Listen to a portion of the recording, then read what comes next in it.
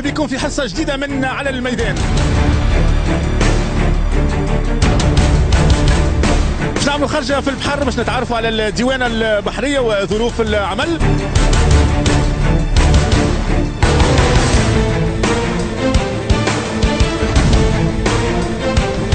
باش نمشيو للجنوب التونسي من معبر راس جدير.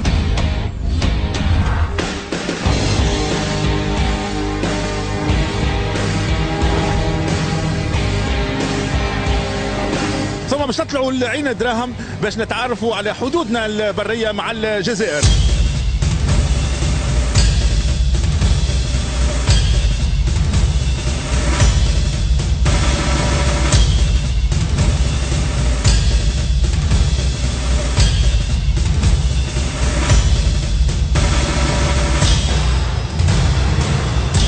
كل هالفقرات هذه في حصة خاصة مع الديوانة التونسية على الحدود.